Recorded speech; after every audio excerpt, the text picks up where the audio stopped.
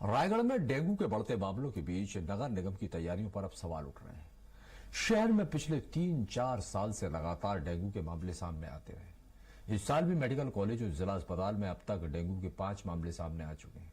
स्वास्थ्य विभाग ने संजय मार्केट, बैकुंठपुर, इंदिरा नगर, बापू नगर और गौरी शंकर मंदिर चौक समेत कई इलाकों को संवेदनशील माना है। कांग्रेस का यह आरोप है कि इन हॉटस्पॉट इलाकों में अब तक विशेष सफाई अभियान और दवाओं का छिड़काव नहीं हुआ है।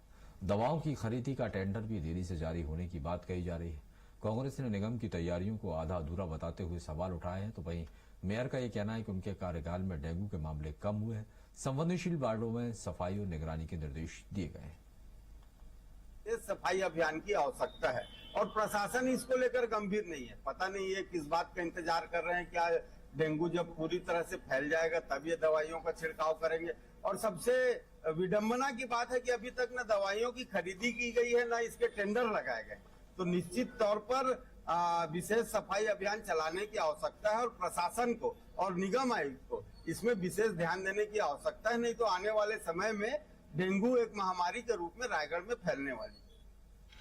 नगर निगम के द्वारा और मेरे द्वारा लगातार साफ सफाई में विशेष ध्यान देते हुए हमने सभी क्षेत्रों में दवा का छिड़काव करवाया जा रहा है और पॉपिंग मशीन चलाया जा रहा है।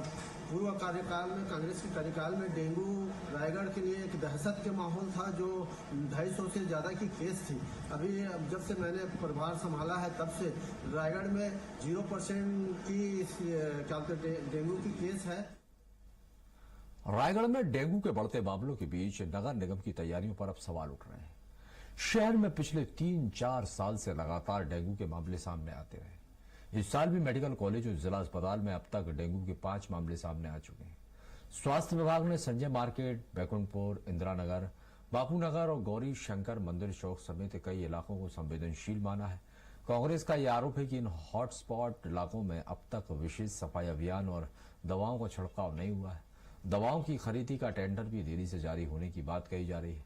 कांग्रेस ने निगम की तैयारियों को आधा अधूरा बताते हुए सवाल उठाए हैं, तो वहीं मेयर का यह कहना है कि उनके कार्यकाल में डेंगू के मामले कम हुए हैं। संवेदनशील वार्डों में सफाई और निगरानी के निर्देश दिए गए हैं।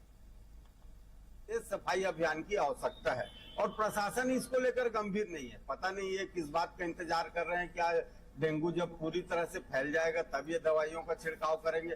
और सबसे विडंबना की बात है कि अभी तक न दवाइयों की खरीदी की गई है, न इसके टेंडर लगाए गए।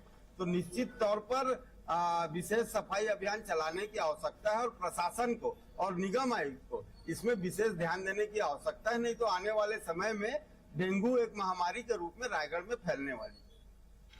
नगर निगम के द्वारा और मेरे द्वारा लगातार साफ सफाई में विशेष ध्यान देते हुए हमने सभी क्षेत्रों में दवा का छिड़काव करवाया जा रहा है और पॉपिंग मशीन चलाया जा रहा है।